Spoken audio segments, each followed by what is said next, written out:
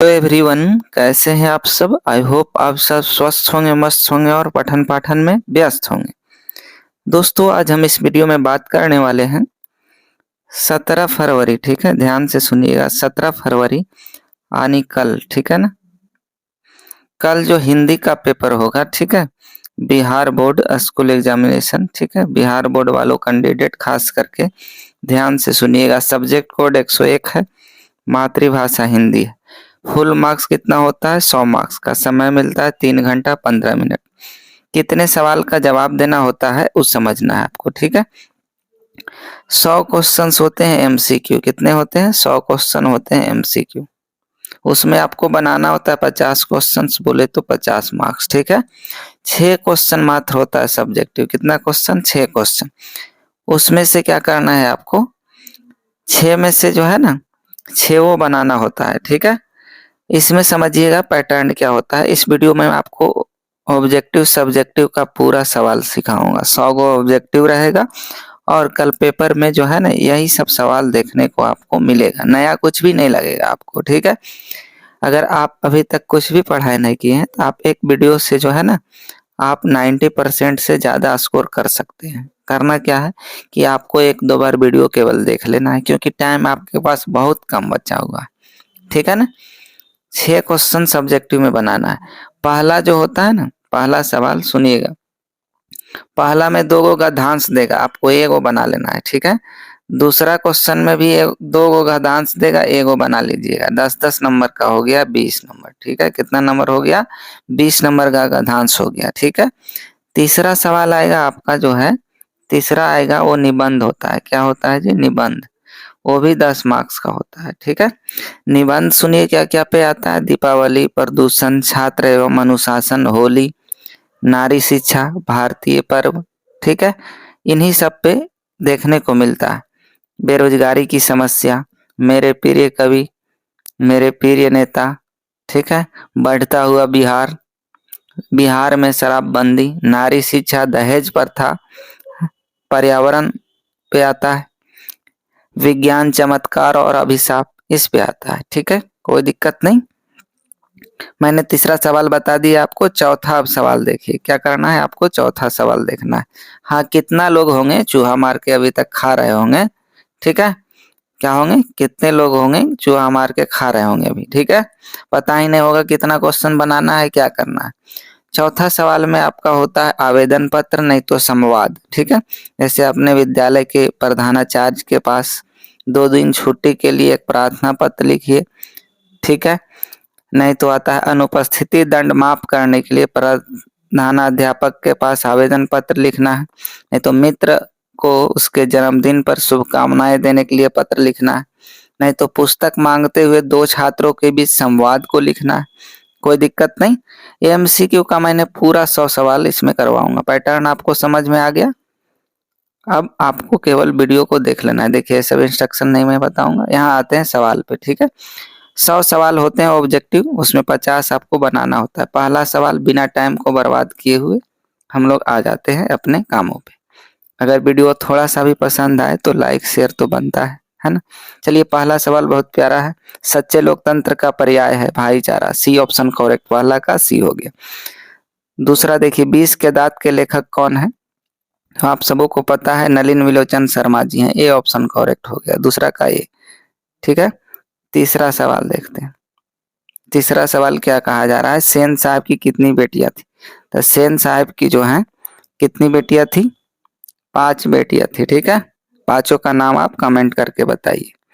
अगला सवाल चौथा कह रहा है, खूबसूरत सा है, कि भारत से हम क्या सीखे के लेखक कौन है? तो भारत से हम क्या सीखे के लेखक जो है मैक्स मुलर साहब जी हैं। कौन है? मैक्स मुलर साहब जी। थोड़ा फास्ट करेंगे।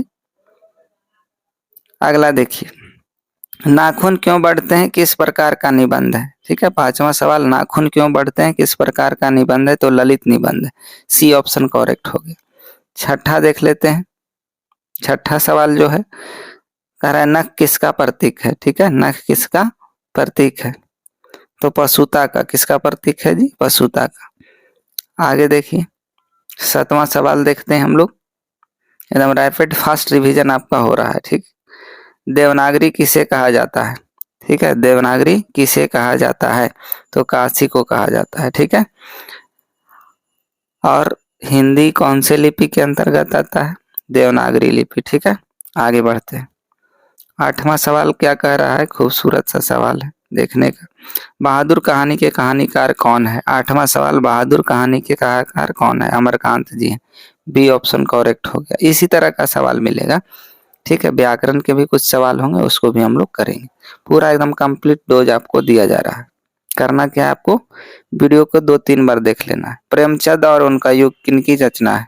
प्रेमचंद और उनका युग किनकी रचना है? 9वां का डॉक्टर रामविलास शर्मा के। डी ऑप्शन करेक्ट हो गया। बिरजू महाराज का जन्म कब हुआ था? 10वां सवाल, 1938 में हुआ। 1938 में। बी ऑप्शन करेक्ट हो गया। अगला देखिए, कह रहा है आविनियो किस नदी के किनारे है? ठीक है। 11वां सवाल का ऑप्शन हो गया बी, रोन नदी के किनारे। ठीक है। मछली पाठ के लेखक कौन है? मछली पाठ के लेखक कौन है? तो विनोद कुमार शुक्ल जी हैं। कौन है? विनोद कुमार शुक्ल जी हैं। ठीक है। अगला सवाल देखिए, 13वां सवाल, एकदम परीक्षा में नया नहीं हूबहू मिलेगा। बिस्मिल्लाह खान का जन्म कहाँ हुआ था? है ना। 13वां सवाल देखिए, बिस्मिल्लाह खान का जन्म कहाँ हुआ था? डुमरांव में हुआ था। अगला सवाल 14वां देखते हैं। 14वां सवाल, 14वां कहा जा रहा है महात्मा गांधी के अनुसार उत्तम और बढ़िया शिक्षा क्या है? महात्मा जी के अनुसार उत्तम और बढ़िया शिक्षा क्या है? 14वां नंबर सवाल का जवाब आप बताइए। ठीक है। अहिंसक प्रतिरोध। ठीक है। बढ़िया शिक्षा क्या है? अहिंसक प्रतिरोध, सत्य अहिंसा के मार्ग पर आगे बढ़ना। ठीक है। C option correct. अगला देखिए 15वां सवाल, यंग इंडिया के क्या है? ठीक है। यंग इंडिया क्या है? 15वां सवाल, तो पत्रिका है। क्या है? पत्रिका है।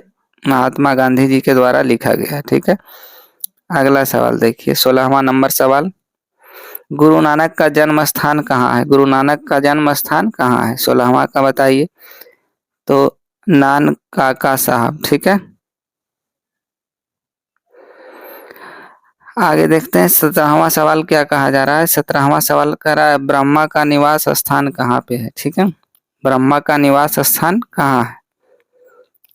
तो संत के हृदय में होता है। ठीक है। आगे बढ़िए। अगला सवाल है, कह रहा है रसखान के इष्ट थे। रसखान के इष्ट कौन थे? ठीक है। 18वां, रसखान के इष्ट कौन थे? यह सवाल पूछा जा रहा है। 18वां का सी ऑप्शन करेक्ट हो जाएगा, भगवान श्री कृष्ण। ठीक है। आगे देखिए, रसखान को किसने दीक्षा दी? रसखान को किसने दीक्षा दी? है ना। 19वां सवाल का जवाब हो गया गोस्वामी विठलनाथ। गोस्वामी विठलनाथ। अगला 20वां सवाल देखते हैं। सब मैंने बहुत ही इंपॉर्टेंट सवाल को एकत्रित किया आप सबों के लिए। घनानंद का दूसरा पद किसे संबोधित है? 20वां सवाल देखिए, बादलों को। ठीक है। घनानंद का दूसरा पद बादलों को संबोधित है। क्लियर। 21वां सवाल देखिए, 21 नंबर सवाल क्या बोला जा रहा है? कह रहा है प्रेम धन किस युग के कवि थे? ठीक है। प्रेम धन किस युग के कवि थे? 21 नंबर सवाल का जवाब हो गया भारतेंदु युग। ठीक है। सी ऑप्शन करेक्ट हो गया। आगे देखिए 22वां सवाल। 22वां सवाल क्या कहा जा रहा है कि पंत जी की भारत माता कहाँ की निवासिनी है? ठीक है। पंत जी की भारत माता कहाँ की निवासिनी है? तो 22 नंबर सवाल का हो जाएगा ग्रामवासिनी। ठीक है। ग्रामवासिनी, ये ऑप्शन करेक्ट हो गया 22वां का। 23 नंबर सवाल देखते हैं। 23 नंबर सवाल में क्या कहा जा रहा है? कह रहा है जनतंत्र का जन्म के कवि कौन है? जनतंत्र का जन्म के कवि कौन है? ठीक है। तो रामधारी सिंह दिनकर जी हैं। बी ऑप्शन करेक्ट हो गया। आगे 25वां सवाल देखते हैं। अज्ञे के पिता का नाम क्या था? 24वां सवाल पूछा जा रहा है, अज्ञे के पिता का क्या नाम था? ठीक है। 24वां सवाल का जवाब बताइए। हीरानंद शास्त्री। क्या नाम था? Hiranand Shastri. B option correct हो गया। आगे 25वां सवाल देखिए, कह रहा है एक वृक्ष की हत्या के कवि कौन है? एक वृक्ष की हत्या के कवि कौन है? 25 नंबर सवाल का जवाब आपको देना है। तो कुंवर नारायण साहब है। सी ऑप्शन करेक्ट हो गया। ठीक है। आगे देखिए इसमें कोई रॉकेट साइंस नहीं, आपको लर्न करना ही पड़ेगा, ठीक है। आगे बढ़िए। कह रहा है 26वां, वीरेन डंगवाल का जन्म कहाँ हुआ है ना, वीरेन डंगवाल का जन्म कहाँ हुआ। 26 का बताना है, कहाँ नहीं कब हुआ है, ठीक है। वीरेन डंगवाल का जन्म कब हुआ है, तो 1947 में हुआ था, जब हमारा देश आजाद हुआ था अंग्रेजों के चंगुल से, ठीक है। 27वां सवाल देखना।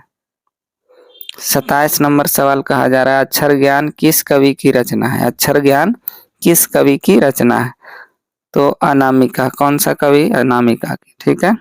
अगला सवाल 28 नंबर सवाल कहा जा रहा है कि दही वाली मंगम्मा कहानी का प्रमुख पात्र कौन था, ठीक है। प्रमुख पात्र कौन है, मेन किरदार किसका है दही वाली मंगम्मा में, ठीक है। 28 नंबर सवाल का जवाब तो मंगम्मा का, ठीक है। प्रमुख पात्र यही है मंगम्मा। अगला समझते हैं। 29 नंबर सवाल देखते हैं। कह रहा मंगम्मा की बहू का क्या नाम था, मंगम्मा की बहू का क्या नाम था, तो नजम्मा था। क्या नाम था जी, बी ऑप्शन करेक्ट हो गया, नजम्मा। अगला सवाल देखते हैं हम लोग। 30वां कहा जा रहा है, ढहते विश्वास कहानी का प्रमुख पात्र कौन है, ढहते विश्वास, ठीक है। 30 नंबर सवाल का जवाब दीजिए, तो लक्ष्मी। ढहते विश्वास कहानी का प्रमुख पात्र कौन है, लक्ष्मी। अगला देखिए, जो लोग चैनल पे नए हैं वो चैनल को सब्सक्राइब कर बेल आइकॉन को प्रेस कर ले। ये कंप्लीट सेट मैंने अपलोड कर दिया है। टाइप करना है हिंदी क्लास 10, ठीक है। हिंदी में लिखना है हिंदी कक्षा 10, ठीक है। और प्लेलिस्ट में एक वीडियो है, साथ ही साथ ग्रामर का 3 वीडियो आपको मिलेगा, ठीक है। प्लेलिस्ट में टाइप करना है हिंदी ग्रामर, ठीक है। आपको मिल जाएगा हिंदी ग्रामर, ठीक है, हिंदी व्याकरण। उसमें आप मैंने मुहावरा, विलोम शब्द, अनेक शब्दों के एक शब्द को बताया है, ठीक है। उसको जरूर से जरूर, पहले आपको क्या करना है, जाकर प्लेलिस्ट में देख लेना है, उसके बाद इस वीडियो को देख लेना है, और ज्यादा कुछ नहीं करना है, ठीक है। चलिए आगे बढ़ते हैं हम लोग। 31 नंबर सवाल देखते हैं। 31 में कहा जा रहा है, लक्ष्मी का घर किस चीज से बना था। लक्ष्मी का घर किस चीज से बना हुआ था, तो घास मिट्टी से, ठीक है। आगे बढ़ते हैं। अगला सवाल है 32 नंबर। 32 नंबर में क्या कहा जा रहा है कि मंगू की माँ को कितनी संतानें थी।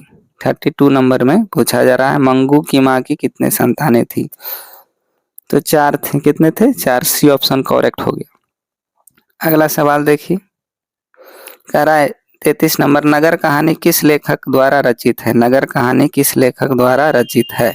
33 नंबर का सवाल बताइए। ईश्वर पेटलीकर, ईश्वर पेटलीकर, ठीक है, ये ऑप्शन करेक्ट हो गया। 34वां नंबर सवाल देखते हैं।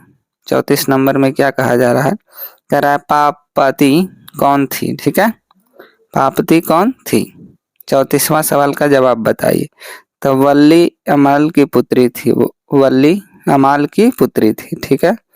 अगला देखिए 35 नंबर सवाल क्या कहा जा रहा है, धरती कब तक घूमेगी के कहानीकार कौन है। 35 नंबर सवाल का जवाब देना, डी सांवरदैया, ठीक है।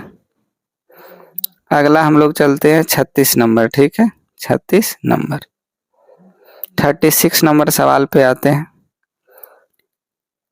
आपको अभी एक बात सोचना है कि जो मैं पढ़ा हूँ और जो मैं पढ़ पाऊंगा कुछ देर तक, ठीक है, वही सारा एग्जाम में आएगा, ठीक है। नया कुछ भी आपको नहीं पढ़ना। देखिए, स्वर के कितने भेद होते हैं, स्वर के कितने भेद होते हैं। 36 नंबर सवाल का जवाब दीजिए, ठीक है। स्वर के कितने भेद होते हैं, तो 8 भेद होते हैं। स्वर के कितने भेद होते हैं, 8 भेद, ठीक है। कहीं कहीं 2 भी मिलेगा आपको, ह्रस्व स्वर और दीर्घ स्वर, ठीक है।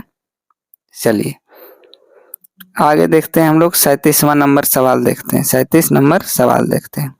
कह रहा है, ईमानदारी सर्वोत्तम नीति है, इस वाक्य में ईमानदारी कौन सी संज्ञा। ईमानदारी कौन सी संज्ञा है, तो भाववाचक। ईमानदारी, बेईमानी और जितना भी सब, बुढ़ापा, जवानी, ये सब भाववाचक संज्ञा होता है। हिंदी, गणित, संस्कृत, ये सब कौन सा है, भाववाचक, ठीक है, सारे सब्जेक्ट। अगला नंबर 38 देखें, हमें अपना काम अपने आप स्वयं करना चाहिए, इस वाक्य में अपने आप कौन सर्वनाम है, ठीक है। अपने आप कौन सर्वनाम है, तो 38 का ये हो गया निजवाचक, ठीक है, खुद करना है। अब हम लोग चलते हैं 39 नंबर सवाल पे।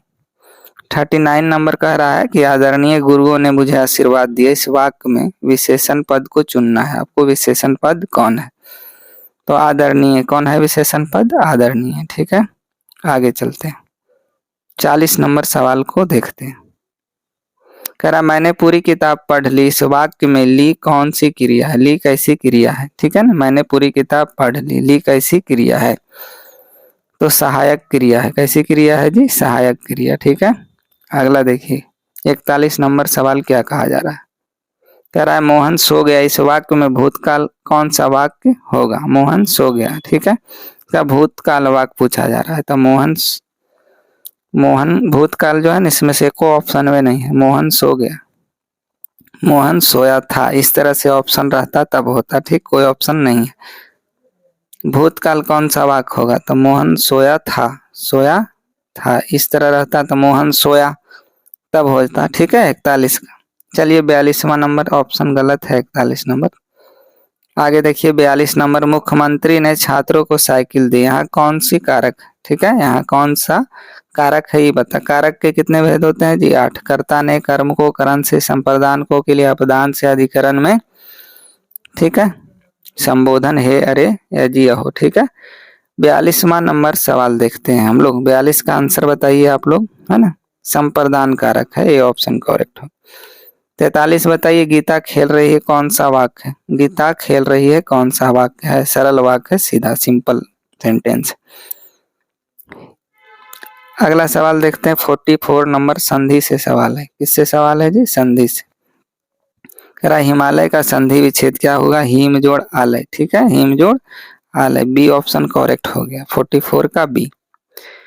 पवन का पूछा जाएगा तो पो जोड़ अन होता है। ठीक है ना। स्वागत का पूछा जाए सु जोड़ आगत होता है। सच्चिदानंद का सत जोड़ चित्त जोड़ आनंद होता है।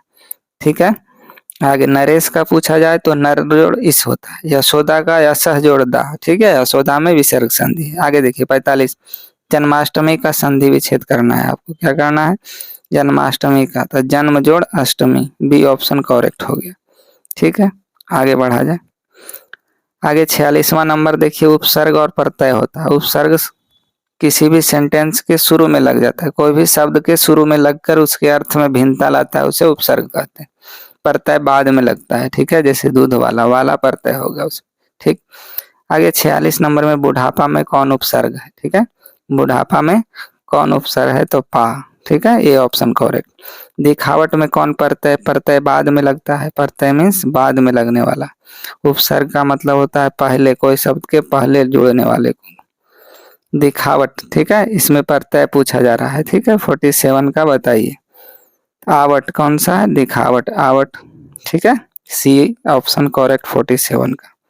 48 देखते हैं समास में। ठीक है, राजा रानी कौन सा समास है? 48 नंबर सवाल का जवाब बताना है। द्वंद्व समास है। राजा रानी, लोटा डोरी, है ना, मम्मी पापा, ठीक है, नाना नानी, दादा दादी, राम श्याम, राम सीता, ये सब द्वंद्व समाज है। दोनों पद की प्रधानता होती है ना। अब ई भाव में सुन लीजिए, पहला पद की प्रधानता होती है जैसे यथाशक्ति, शक्ति के अनुसार। ठीक है, कर्मधारय और बहुब्रीहि में अलग अलग तरीके से होता है, विशेष अर्थ ले लेता है। ठीक है, 49 समझिए। तत्पुरुष में क्या होता है? बाद वाला प्रधान होता है। जैसे गंगा जल, गंगा का जल हो गया। ठीक है, गंगा में कुछ नहीं, जल लग गया, यानी बाद वाला जल का प्रधान था यहाँ पे। कपटी मित्र मुहावरे का अर्थ क्या होता है? कपटी मित्र का मतलब बचपन से जानते आ रहे हैं, आस्तीन का सांप होता है। अगला सवाल 50वां देखिए, मुहावरे का मैंने वीडियो अपलोड कर दिया है ना, जाकर प्लेलिस्ट में देख लें। लोहे के चने चबाना, मुहावरे का अर्थ क्या होता है? लोहे का चने चबाना। ठीक है, कठिन परिश्रम करना, ये ऑप्शन करेक्ट हो गया। आगे 51 नंबर चलते हैं, थोड़ा रैपिड फास्ट रिवीजन करवा रहा हूँ। 51, कवि ने माली मालिन किसे कहा है? ठीक है ना, कवि ने जो है माली मालिन किसे कहा है? तो कृष्ण राधा को, सी ऑप्शन करेक्ट हो गया। अगला सवाल देखते हैं। अगला सवाल कह रहा है मंगू के अलावा उसकी माँ की कितने संतानें थी? ठीक है, मंगू के अलावा उसकी माँ की कितने संतानें थी? तो 3 संतान थी, बी ऑप्शन करेक्ट हो गया। आगे बढ़ते हैं हम लोग। अगला सवाल कहा जा रहा है, धरती कब तक घूमेगी किस भाषा से अनुमोदित कहानी है, ठीक है, किस भाषा से अनुमोदित कहानी है। 53 नंबर का राजस्थानी, सी ऑप्शन करेक्ट हो गया, ठीक है। आगे, पाप पाती में कौन सा रोग था, पाप पाती में कौन सा रोग था, ठीक है। 54 नंबर का जवाब दीजिए। 54 नंबर का जवाब देने का कि पाप पाती में कौन सा रोग था, ठीक है। तो मेनिनजाइटिस, डी ऑप्शन करेक्ट हो गया, ठीक है, मेनिनजाइटिस। आगे समझिए 55 नंबर सवाल को देखते हैं हम लोग। कौन सा सवाल देखेंगे, 55, ठीक है। चलो 55 नंबर कहा जा रहा है कि कवि ने पर्जन्य किसे कहा है, कवि ने पर्जन्य किसे कहा है। 55 का जवाब दीजिए। बादल को, किसको कहा है, बादल को, ठीक है। 56 देखिए, प्रेमधन अपना आदर्श किसे मानते थे, ठीक है, प्रेमधन अपना आदर्श किसे मानते थे। 56 का डी भारतेंदु हरिश्चंद्र। कौन सा हो जाएगा, भारतेंदु हरिश्चंद्र। इसे बोल बोल के आपको पढ़ना है तो ध्यान में हो जाएगा। आगे देखिए, और अब हिंदी में एकदम फोड़ के आइएगा। भूतकाल कितने प्रकार के होते हैं, ठीक है ना, भूतकाल कितने प्रकार के होते हैं, तो 6 प्रकार के होते हैं, ठीक है।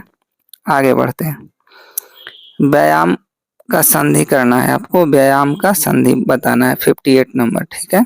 58 नंबर सवाल का बताइए। तो वी जोड़ व्यायाम होगा, ठीक है, बी ऑप्शन करेक्ट हो गया। अगला देखते हैं 59 नंबर सवाल पे चलते हैं। कह रहा है निम्न शब्दों में कौन शब्द शुद्ध है, कौन शुद्ध है, ये आपको पता करना है। चरमोत्कर्ष लिखा हुआ है चारों ऑप्शन में, ठीक है। शुद्ध कौन सा है, तो ए ऑप्शन सही है आपका, ठीक है, चरमोत्कर्ष। एक आता है शुद्ध, एक उच्चारण स्थान आता है, ध्यान देना है। कोई भी स रहे उच्चारण स्थान क्या होगा, तलब स, मूर्धन स, दंडी स, तालु होता है। फिलहाल 60 नंबर में क का उच्चारण क से कंठ होता है, डी ऑप्शन करेक्ट हो गया, 60 का डी, ठीक है। आगे बढ़ा जाए। 61 नंबर सवाल को देखते हैं हम लोग। 61 नंबर में पूछा जा रहा है आपसे कि श्रम विभाजन जाति प्रथा गद्य की कौन सी विद्या है, ठीक है। यानी कहानी, निबंध, शब्द, डायरी क्या है, ये आपको बताना है। 61 का तो पता है, निबंध है ना। श्रम विभाजन जाति प्रथा क्या है, निबंध। अगला सवाल उसी से, श्रम विभाजन जाति प्रथा, ये लेखक कौन है, श्रम विभाजन जाति प्रथा के लेखक क्या है, Baba Saheb Bhimrao Ambedkar, B option correct हो गया। आगे देखते हैं। अगला है 63 का रहा है कि मैक्स मुलर को स्वामी विवेकानंद ने क्या कहा था, मैक्स मुलर को स्वामी विवेकानंद ने क्या कहा था। 63 का ये ऑप्शन करेक्ट हो गया, वेदांतियों का भी वेदांती, ठीक है। मैक्स मुलर को स्वामी विवेकानंद ने क्या कहा था, वेदांतियों का भी वेदांती। अगला देखिए 64 नंबर, हजारी प्रसाद द्विवेदी किस निबंध के रचयिता हैं, हजारी प्रसाद द्विवेदी। 64 का जवाब दीजिए। तो नाखून क्यों बढ़ते हैं, इनके लेखक हैं हजारी प्रसाद द्विवेदी, ठीक है। अगला सवाल देखिए 65 नंबर का रहा, हिरोशिमा कहाँ है। सब लोग जानते हैं हिरोशिमा कहाँ है, ठीक है, जापान में है। हिरोशिमा नागासाकी पे अमेरिका ने एटम बम फोड़ा था, ठीक है। 66 नंबर देखिए, हिंदी भाषा की लिपि क्या है, तो देवनागरी लिपि है, ठीक है, सी ऑप्शन करेक्ट हो गया, 66 का सी। 67 नंबर सवाल का जवाब बताइए कि बहादुर का पूरा नाम क्या था, बहादुर का पूरा नाम क्या था। 67 का आंसर बताइए। तो दिल बहादुर, डी ऑप्शन करेक्ट है, बहादुर का पूरा नाम दिल बहादुर, ठीक। अगला सवाल 68 नंबर देख लेते हैं। कौन सा सवाल, 68 नंबर सवाल देखते हैं। कह रहा है जहाँ प्रतिष्ठा नहीं वहाँ क्या रहना, यह बात किसके मन में उत्पन्न हुई, जहाँ प्रतिष्ठा नहीं वहाँ क्या रहना। 68 नंबर सवाल का जवाब होगा सी ऑप्शन बहादुर, ठीक है। जहाँ प्रतिष्ठा नहीं वहाँ क्या रहना, यह बात किसके मन में उत्पन्न हुई, तो बहादुर के मन में, ठीक है। आगे बढ़ते हैं। अगला सवाल कहा जा रहा है 69 की परंपरा का मूल्यांकन किस विद्या की रचना है। विद्या की रचना है मतलब कहानी, निबंध, स्मरण, लघु कथा क्या है, इसके बारे में आपको बताना है। तो 69 का हो गया बी, निबंध है, ठीक है।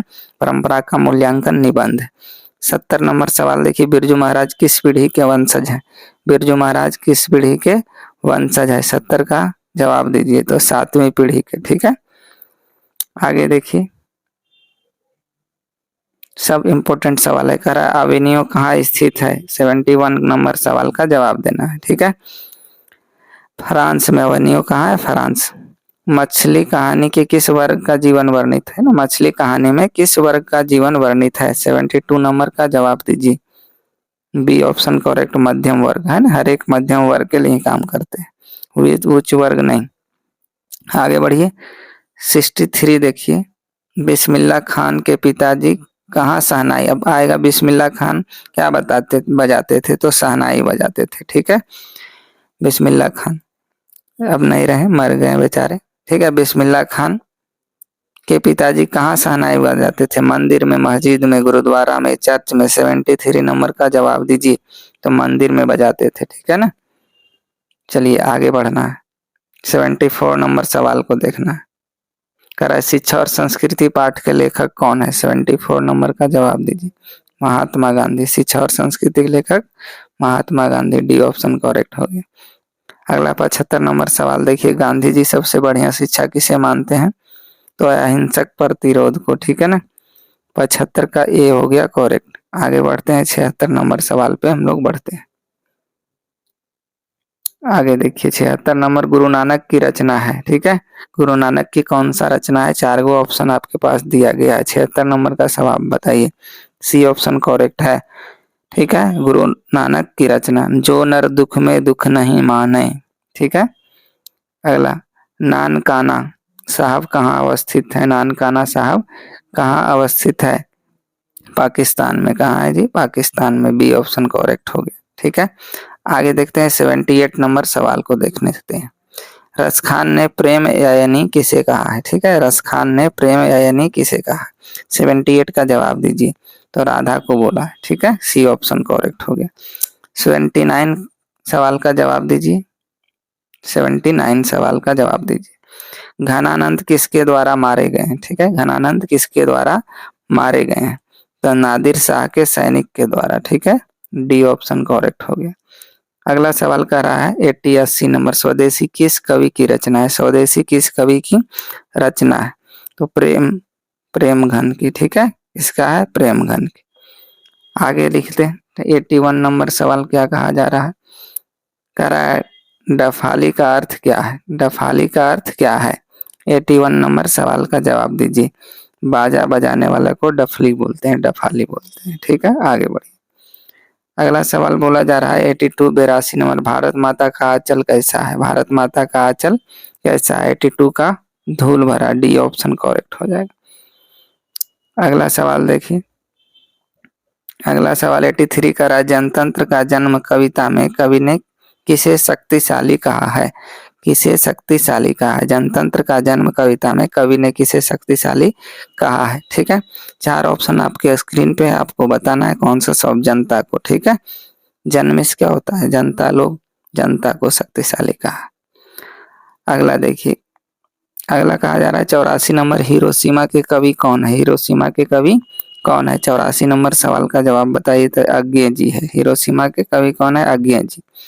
आगे एक वीर की हत्या कविता किस काव्य संग्रह से लिया गया है, संकलित है? आपको बताना है, ठीक है। 85 का आंसर बताना है आपको, बताइए। तो इन दिनों, ठीक है। कौन सा? एक वीर की हत्या कविता किस काव्य संग्रह से है? तो इन दिनों काव्य संग्रह से है। आगे बढ़िए। अगला है सवाल 86 नंबर, कह रहा हमारी नींद में किसका प्रतीक है? हमारी नींद में किसका प्रतीक है? 86 नंबर सवाल का जवाब बताना है आपको। तो गलत, गफलत का। किसका है? ए ऑप्शन करेक्ट है, गफलत का। हमारी नींद में नींद किसका प्रतीक है? गफलत का, ठीक है। आगे देखते हैं हम लोग। अगला सवाल है 87, बच्चा कहाँ आकर थमक जाता है? बच्चा कहाँ आकर थमक जाता है? ठीक है, तो अंगा पे। कहाँ पे? अंगा पे, डी ऑप्शन करेक्ट हो गया। दही वाली मंगम्मा के लेखक कौन है? दही वाली मंगम्मा के लेखक कौन है? 88 का बताना है आपको। सी ऑप्शन करेक्ट हो जाएगा, श्रीनिवास, ठीक है। आगे देखिए, अगला सवाल है 89, कौन सा सवाल है जी? 89, रंगप्पा कौन था? रंगप्पा कौन था? ठीक है, तो रंगप्पा कौन था? इनमें से कोई नहीं, ऑप्शन करेक्ट। आगे ढाते विश्वास के रचयिता है, ढाते विश्वास के रचयिता है तो 7 कौड़ी होता, ठीक है, 7 कौड़ी होता। आगे देखते हैं 91 नंबर सवाल क्या कहा जा रहा है? मंगू जन्म से ही क्या थी? मंगू जन्म से क्या थी? ठीक है, तो पागल और गूंगी थी। सी ऑप्शन करेक्ट हो गया, ठीक है। आगे ध्यान देना है हम लोग को। अगला सवाल है 92 धरती कब तक घूमी के कहानीकार कौन है। धरती कब तक घूमेगी के कहानीकार कौन है। तो सांवर दैया, ठीक है, सांवर दैया, डी ऑप्शन करेक्ट। सीता को अपने ही घर में कैसा महसूस होता था। 93 का जवाब देना है, घुटन महसूस होता था, ये ऑप्शन करेक्ट। 94 नंबर सवाल देखते हैं, ठीक है।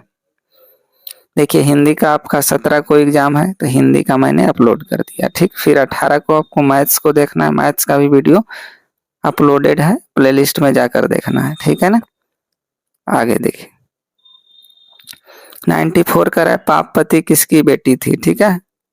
पापपाती किसकी बेटी थी, 94 का जवाब दीजिए। तो वलील अमाल की, ठीक है, ये ऑप्शन करेक्ट हो गया। अगला देखिए मंगम्मा रंगप्पा से क्या चाहता था। मंगम्मा रंगप्पा से क्या चाहता था, ठीक है। 95 का नंबर का बताइए। धन चाहता था, ठीक है। आगे बढ़िए। वर्ण के कितने प्रकार होते हैं। वर्ण के कितने प्रकार होते हैं, ठीक है। 96 नंबर का सवाल का जवाब दिए। वर्ण कितने होते हैं। 2 तरह के होते हैं, स्वर वर्ण और एक व्यंजन वर्ण होता है, ठीक है। मेनली स्वर वर्ण और व्यंजन वर्ण। अगला देखिए विद्यालय क्या है पूछा जा रहा है। व्याकरण से यौगिक है, योग रूढ़ है कि रूढ़ है। 97 नंबर का सवाल यौगिक। विद्या प्लस आलय से बना है तो यौगिक हो गया, ठीक है। आगे 98 नंबर सवाल देखते हैं। कितने नंबर।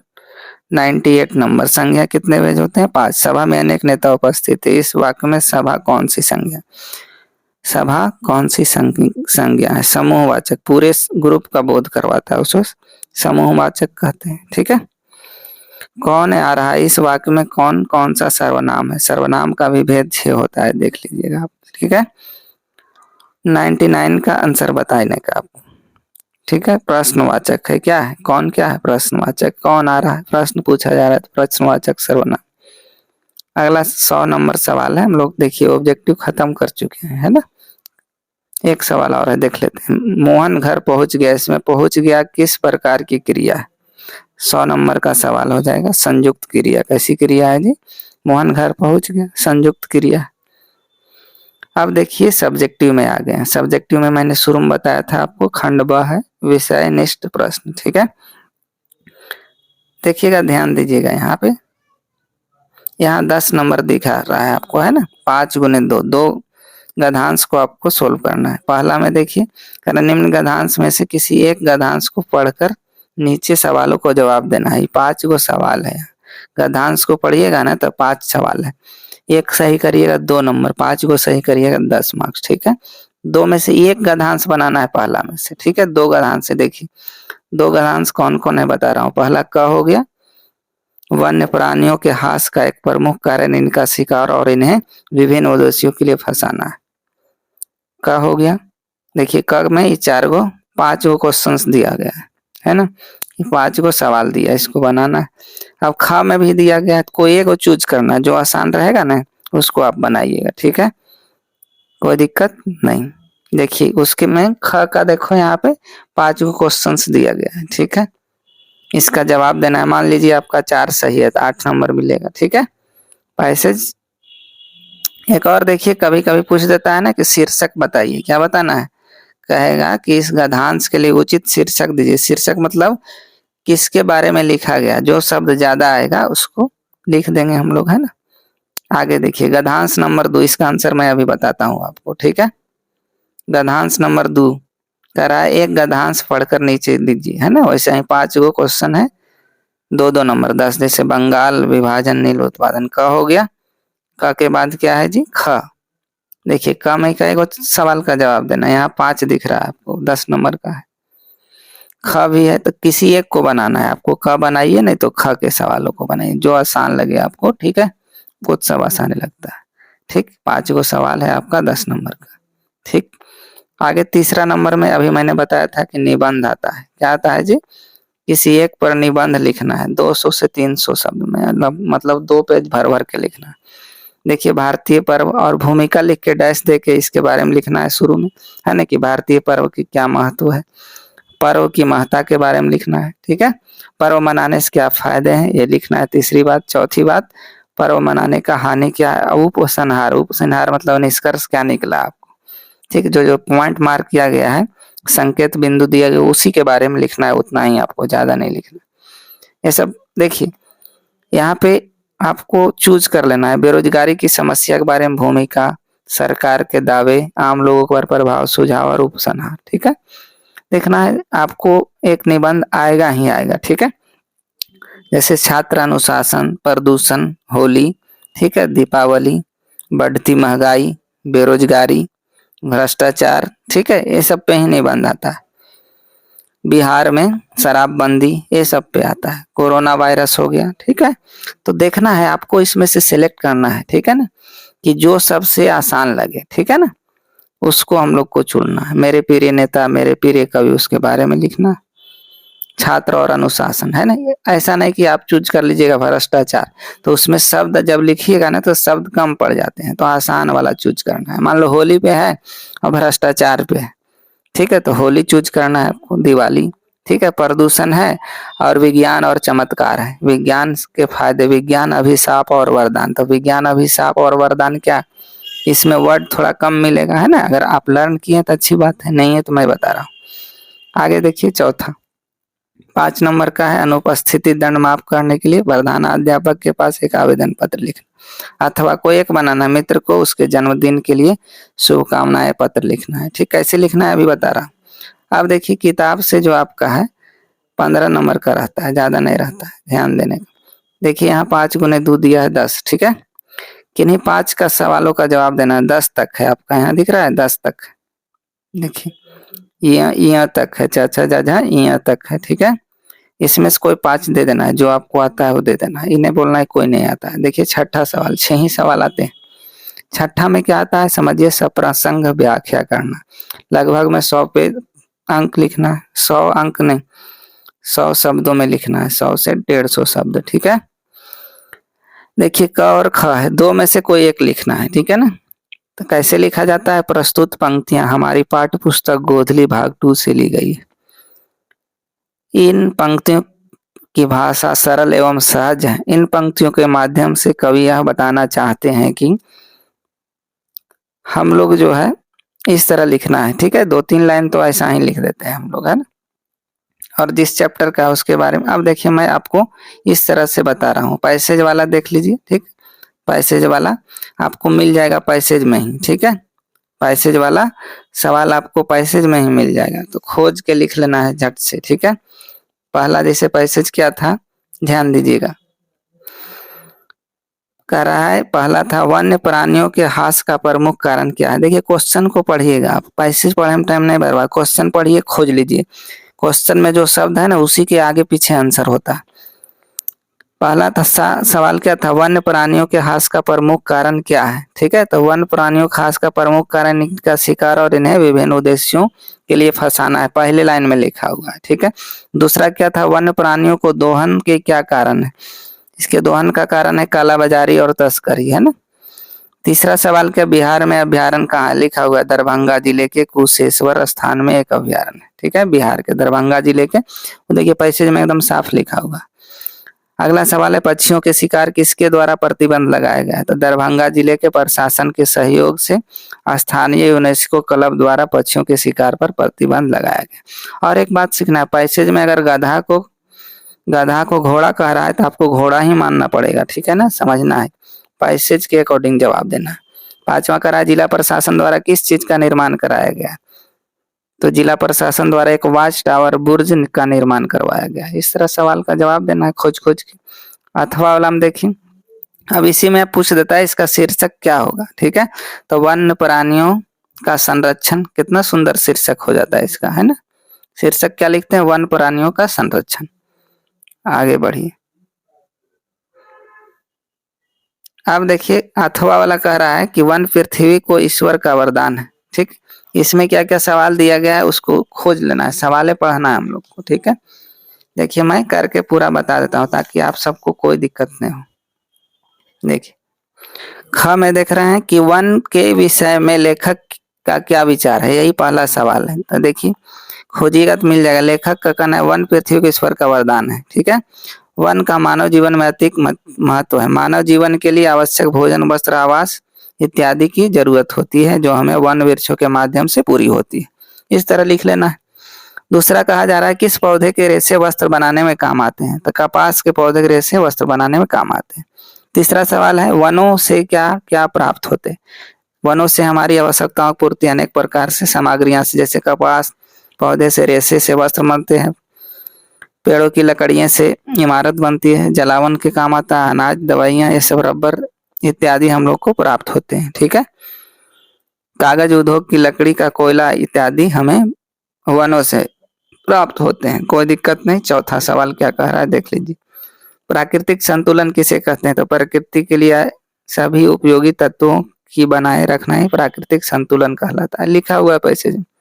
पांचवा करा है वृक्ष प्राकृतिक संतुलन बनाए रखने में इस प्रकार मदद करते हैं, तो वृक्ष प्राकृतिक संतुलन बनाए रखने में हमारी निम्न तरीके से सहायक, ये वर्षा में सहायक होते हैं। इसके अतिरिक्त प्रकृति में विद्यमान कार्बन डाइऑक्साइड को ग्रहण कर प्राणियों के लिए ऑक्सीजन विसर्जित करते हैं। ठीक है, इस प्रकार हम पुराने पेड़ पौधों की रक्षा करते हैं, नए पेड़ लगाकर प्राकृतिक संतुलन को बनाए रखने का कोशिश करते हैं। हो गया पहला पैसेज में दोनों का ख दोनों बता दिया मैंने। ठीक है, क्वेश्चंस भी पढ़ दिया, सुनना है ध्यान से, बाकी शुरू में क्वेश्चन लिखा हुआ। अब दूसरा भी गधान से है। कह रहा है बंगाल तथा बिहार के नील उत्पादक किसानों की स्थिति बहुत ही दयनीय थी। ठीक है, का सवाल समझते हैं। नील उत्पादक किसानों की स्थिति कैसी थी, वही नील उत्पादक किसानों की स्थिति अत्यंत दयनीय थी। दूसरा पूछा जा रहा किसान नील की खेती क्यों नहीं करना चाहते थे, क्योंकि उससे भूमि बंजर हो जाती थी। किसान नील की खेती नहीं करना चाहते थे क्योंकि इससे भूमि की उर्वरता कम हो जाती थी, लिखा हुआ। 1908 ईस्वी में क्या सुधार लाने की कोशिश की गई। 1908 में 3 कठिया पद्धति को सुधार लाने। 3 कठिया मतलब होता है 20 कट्ठा जमीन में। ठीक है, 3 कट्ठा आपको क्या करना पड़ता था, नील की खेती। ठीक है, आगे देखिए। अब कृत्रिम नीले रंग का उत्पादन किसने शुरू किया, जर्मनी के वैज्ञानिकों ने कृत्रिम नीले रंग उत्पादन शुरू कर दिया था। ठीक है, चंपारण के बागान मालिक क्या महसूस करने लगे थे, चंपारण के अधिकतम बागान मालिक महसूस कर रहे थे नील के व्यापार अब उन्हें अधिक मुनाफा नहीं होगा। ठीक है, पहला पैसेज खत्म हो गया का। अब ख वाला में देखते हैं। ठीक है, ख वाला देखते हैं। जो छोटा रहेगा, जो आपको समझ में आएगा, जिसका क्वेश्चन इजी से बन जाएगा, उसी को आपको टच करना है। ख में पैसेज है साहित्य रूपी भवन जीवन रूपी नींव पर खड़ा होता है, साहित्य मनुष्य के सामने उत्तरदायी है। अब सवाल पढ़ते हैं साहित्य का मुख्य कर्तव्य क्या और क्यों है, तो साहित्य का मुख्य मनुष्य का हित करना है, मनुष्य का भलाई करना है। साहित्य का दूसरा सवाल साहित्य का मुख्य उद्देश्य स्पष्ट, साहित्य क्या है, आनंद उत्पादन करना साहित्य का उद्देश्य है। ठीक है, यानी आपके जीवन में उल्लास लाना। अगला तीसरा सवाल है विभत्स रूप में भी आनंद किस प्रकार मिल सकता है, विभत्स से भी आनंद मिलता है क्योंकि वह सत्य है। भारतेंदु हरिश्चंद्र ने शमशान का सत्य वर्णन करके आनंद की सृष्टि किया है, पैसेज में लिखा हुआ है। ठीक है, साहित्य रूपी भवन कैसी नींव खड़ा होता है। चौथा सवाल है साहित्य रूपी भवन कैसी नींव पर खड़ा होता है, जीवन रूपी नींव पर खड़ा होता है। अगला देखिए, मैंने कहा था ना इस गद्यांश के लिए उचित शीर्षक दीजिए। शीर्षक क्या, साहित्य का उद्देश्य। साहित्य का उद्देश्य, साहित्य का मेन उद्देश्य क्या होता है, आपको आनंद प्रदान करना। ठीक है, अब देखिए निबंध है। ठीक है, अगला क्या है, तीसरा सवाल क्या था, निबंध। अभी मैंने बताया था आपको 10 मार्क्स का निबंध है। भारतीय पर्व, पहला भारतीय पर्व है। इसमें देखिए भूमिका के बारे में लिखना है कि भारत विविधताओं और विभिन्नताओं का देश है। यहाँ कई धर्म जातियां संप्रदाय निष्ठा और विश्वास के लोग एक साथ मिलकर रहते हैं। रंग बिरंगी विविधताओं के कारण भारत में विभिन्न प्रकार के पर्व त्योहार मनाए जाते हैं, इसलिए भारत को पर्वों का देश कहा जाता है। ये भूमिका हो गया। अब देखिए लिखा गया है दूसरा पॉइंट में पर्व की महत्ता। पर्व की क्या महत्व है, पर्व के अनेक रूप हैं, जैसे धार्मिक सांस्कृतिक राष्ट्रीय।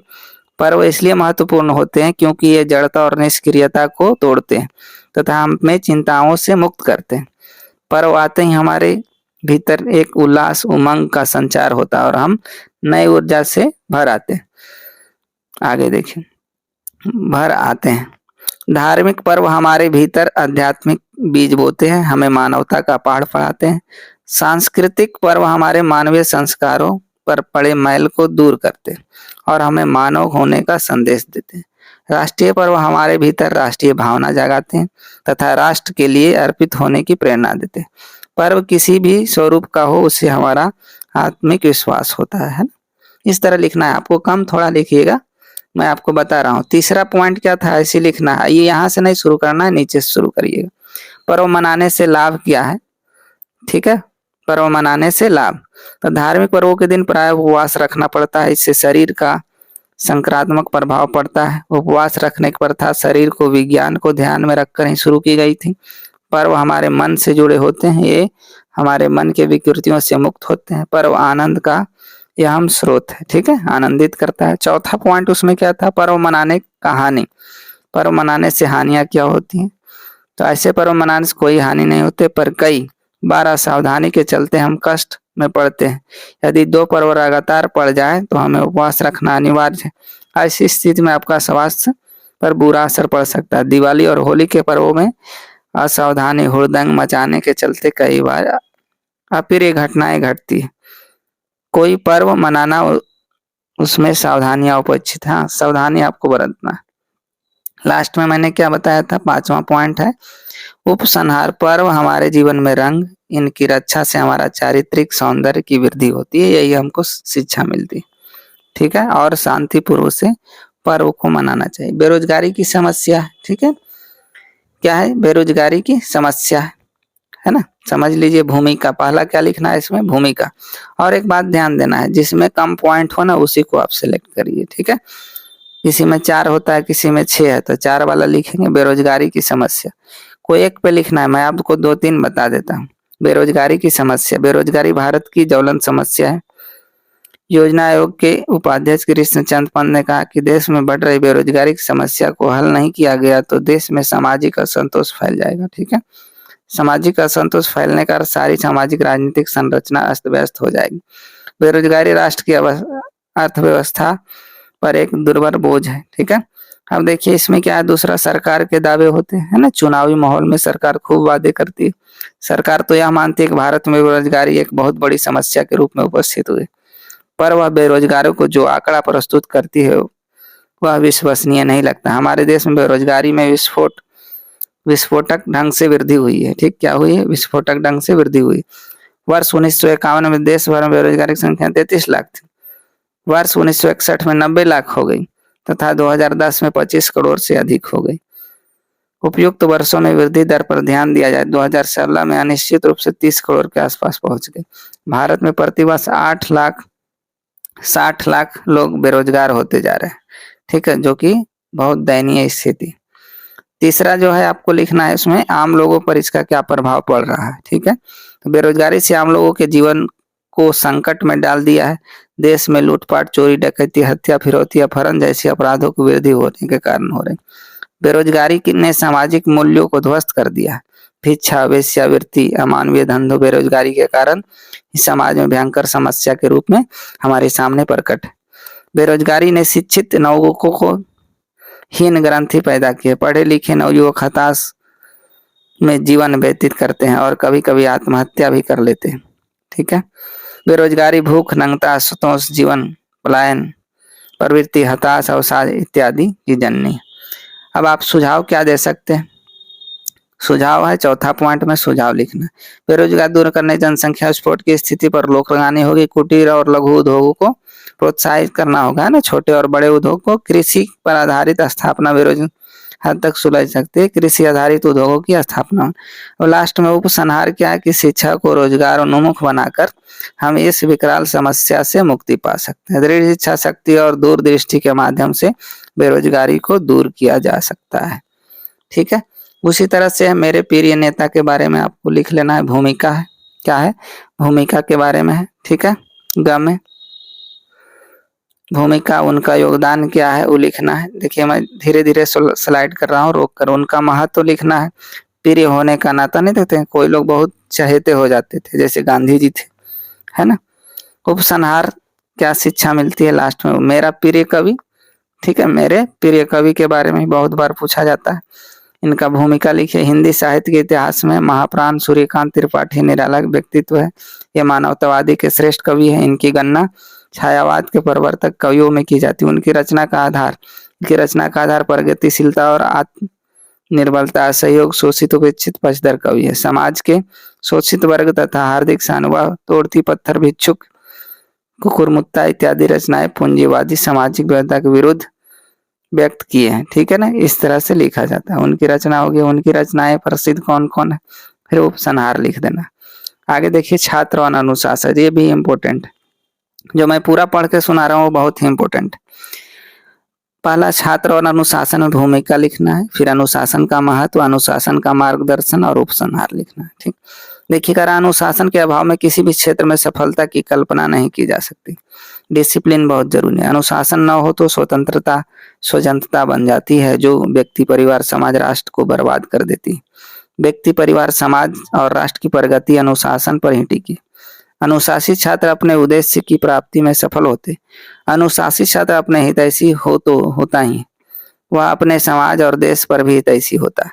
जीवन के हर क्षेत्र में अनुशासन जरूरी है, पर छात्र जीवन में तो इसका खासा महत्व बढ़ गया, क्योंकि संपूर्ण जीवन की सकल जो है समृद्धि छात्र जीवन सफलता है। यह आवश्यक है कि छात्रों को शुरू से ही अनुशासन के प्रति जागृत किया जाए। अनुशासन का महत्व देखिए, अनुशासन राष्ट्र की प्राण है, यह परिष्कार की अग्नि और जिससे प्रतिभा, योग्यता। महात्मा गांधी के अनुशासन की महत्ता का परिचय करते हुए आत्म संयम, अनुशासन और बलिदान के बिना मुक्ति की आशा नहीं की जा सकती थी। गांधी जी का आजादी दिलाने में बहुत बड़ा योगदान रहा था। अनुशासनहीन बलिदान से ही काम नहीं चलेगा, यानी त्याग, बलिदान, समर्पण भी अनुशासन की जरूरत होती है। अनुशासन सर्वोच्च नैतिकता है। दूसरों पर अनुशासन करने के पूर्व अपने पर अनुशासन रखने की जरूरत पड़ती है। अपने पर अनुशासन रखने की, अनुशासन की प्रकृति कठोर दिखाई पड़ती, पर वास्तविकता है कि इसकी कठोरता से स्वीकार से वरुणा परिवर्तित हो जाती है। ऐसी करुणा किसी को भी धन्य बना सकती है। ठीक है, इसमें थोड़ा वर्ड क्या आता है, हार्ड। अनुशासन का मार्गदर्शन क्या है देखिए, अनुशासन पिता तुल्य मार्गदर्शक होता है। यह सफलता और प्रगति का सही मार्ग और दिशा निर्दिष्ट करता है।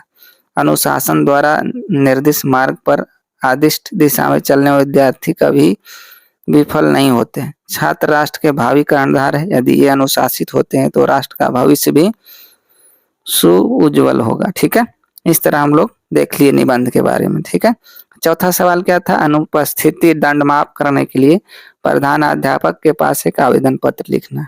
देखिए मैं फॉर्मेट बता रहा हूँ, ध्यान दीजिएगा। चौथा है सेवा में लिखना है। इस श्रीयुत नहीं, श्रीमान प्रधानाचार्य महोदय, अपना स्कूल लिखिएगा जो नाम है आपका। ठीक, कहाँ है स्कूल वो भी लिख देना। ठीक है, सेंटर नहीं, आपका स्कूल जो है। द्वारा वर्ग शिक्षक लिखना है। ठीक है, द्वारा क्या लिखना है, वर्ग शिक्षक। विषय लिख सकते हैं आप, है ना, विषय लिखना है यहाँ पे। ठीक है, दंड माफ करने के संबंध में विषय भी लिख सकते हैं आप, विषय दंड माफ करने के संबंध में। ठीक है, आगे देखिए लिखना है, महाशय मैं आपके विद्यालय के 10वीं वर्ग का छात्र हूँ, छात्रा हूँ, जो भी है।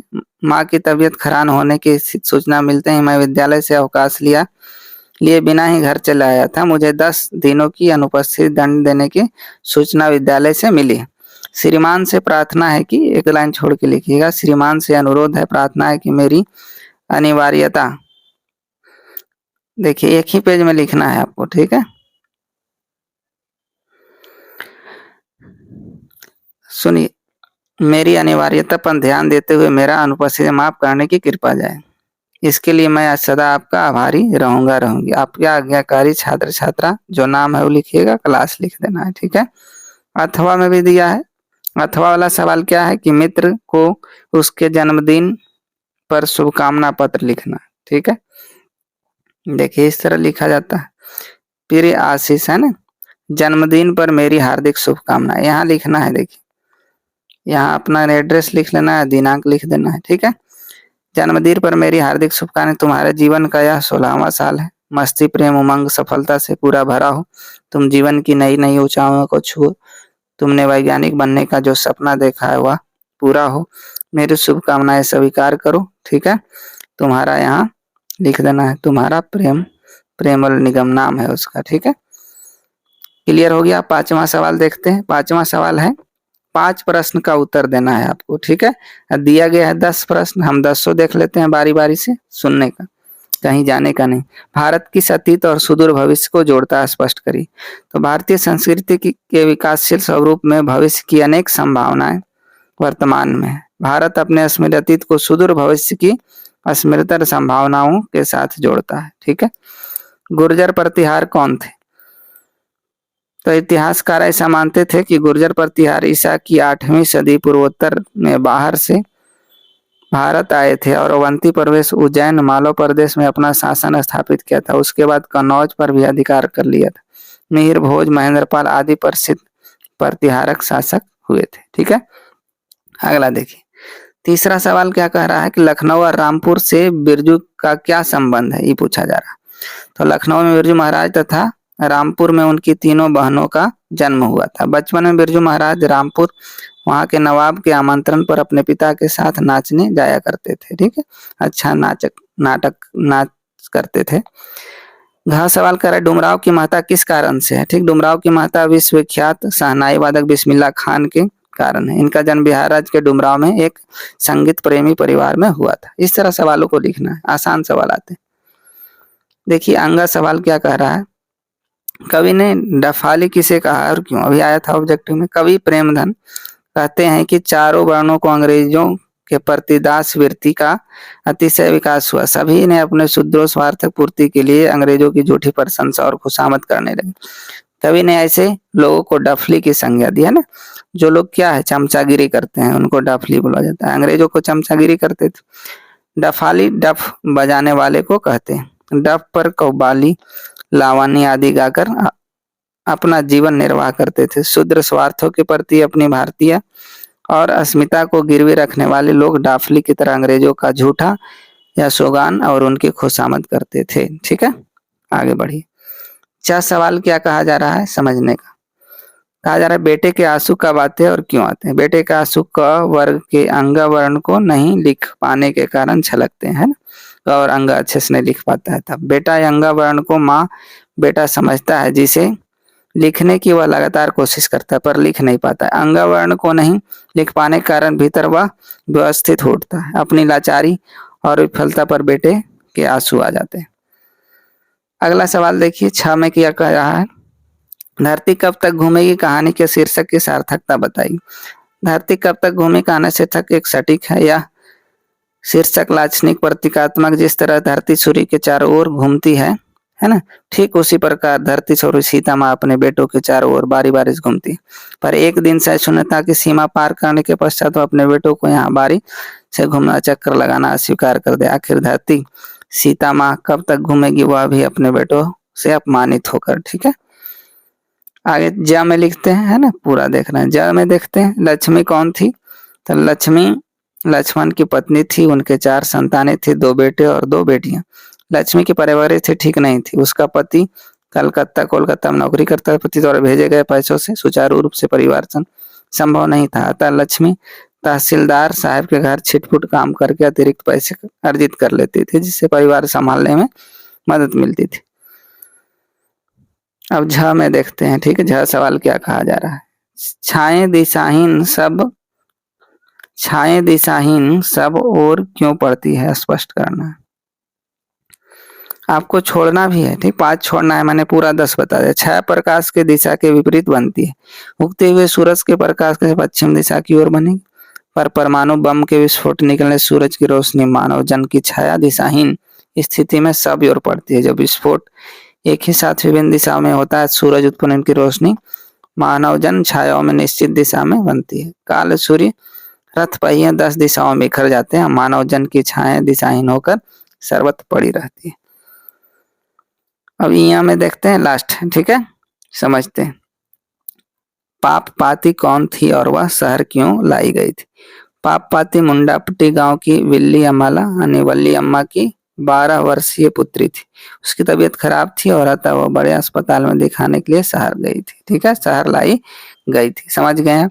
अब छठा सवाल है, 6 ही सवाल पूछा जाता है। हम लोग अंतिम पड़ाव पे पहुंचने वाले हैं। एक वीडियो देखकर आप जो है ना अपनी तैयारी को पूर्ण कर सकते हैं और अच्छा स्कोर कर सकते हैं। देखिए करा निम्न में से किसी एक का सप्रसंग व्याख्या करना है लगभग में 100 शब्दों में, ठीक है। पहला सवाल करा है अंगा को ड को वह समझता है माँ और उसके बगल में जो बिंदु को मानता है गोदी में बैठा बेटा। पहली विफलता पर छलके ये आंसू ही शायद प्रथम अक्षर सृष्टि की विकास कथा के हैं, ठीक है। इसका तो आपको अर्थ लिखना है। तो मैंने अभी बताया था कि प्रस्तुत पंक्तियां प्रस्तुत पदार्थ अक्षर ज्ञान शीर्षक कविता से लिया गया। एक लाइन और इसमें जोड़िएगा, प्रस्तुत पंक्तियां हमारे पाठ्य पुस्तक गोधली भाग 2 से लिया गया। इसके माध्यम इसमें जो भाषा प्रयोग में लाया गया वह सरल और मार्मिक है, ठीक है। अक्षर ज्ञान शीर्षक कविता से लिया गया। इसकी रचयिता कविता अनामिका जी है। उपयुक्त पदावरण में कविता अनामिका सृष्टि की विकास की गाथा बेटे द्वारा ये अंगा न लिख पाने के कारण आंखों से निकल रहे आंसू के माध्यम से दर्शाया। बेटा देवनागरी लिपि में हिंदी के वर्णों को लिखना सीख रहा। वह अंगा वर्ण को माँ बेटा समझता। कवित्री यहाँ माँ बेटा के माध्यम से सजग सर्जना अटूट बंधन की तरफ इशारा किया और सर्जक उनकी संजना साधना का आसना किया। बेटा अंगा वर्ण को लगातार कोशिश के बावजूद भी नहीं लिख पाता है, जिससे वह व्यवस्थित हो पाता है। अंगा वर्ण से पहले सभी वर्णों को लिखने के बाद वह विफलता के बाद पहली बार मिली, जिसके कारण आंखों से आंसू गिरने। यही आंसू सर्जना की कहानी कहते हैं। सर्जना के क्षण व्यथा के बादलों में छिपे रहते हैं। इस तरह लिखना। एक और दिया गया है, वो समझिए ख में क्या कह रहा है। 2 देता है, एक आपको बनाना है, एक ही। वो कहा जा रहा है कि परंपरा के मूल्यांकन में साहित्य के वर्गीय आधार के विवेक को लेखक क्यों महत्वपूर्ण मानता है, ठीक है। तो वही लिखना है। प्रस्तुत पंक्तियां हमारी पाठ्य पुस्तक गोधली भाग 2 से लिया गया है। इसमें लेखक के द्वारा भाषा सरल एवं सहज तरीके से पेश किया गया है। निबंधकार डॉक्टर लाभविलास शर्मा कहते हैं कि साहित्य की परंपरा का मूल्यांकन करते हुए हमें सबसे पहले उस साहित्य का मूल्य निर्धारित करना चाहिए जिसमें श्रमिक तथा जनता के हितों का प्रतिबिंब हो तथा शोषक वर्गों के विरुद्ध आवाज उठाई गई हो। तत्पश्चात के बावजूद हमें साहित्य पर ध्यान देना चाहिए जिसका आधार शोषित जनता का श्रम है। इस साहित्य की परंपरा मूल्यांकन का लाभ यह है कि हम वर्तमान काल ही जनता उस विधि में अन्वेषण करते हैं। साहित्य की परंपरा मूल्यांकन में वर्गीय आधार विवेक है, इसलिए भी महत्वपूर्ण है क्योंकि इसके माध्यम से हम शोषित मनोवृत्ति से परिचित होकर नए प्रगतिशील समाज की ओर अग्रसर हो सकते हैं। तो आई होप आप चीजों को समझ पाए होंगे, है ना। हमने क्या है पूरा कंप्लीट कर दिया आपका 100 मार्क्स, ठीक है। क्लियर। ऑब्जेक्टिव सब्जेक्टिव जितना पूछा जाता है सारा मैंने एक भी नहीं छोड़ा। आई होप आप वीडियो को पूरा प्यार देंगे। तो मेरे साथ वीडियो में बने रहने के लिए धन्यवाद। Thank you. जय हिंद।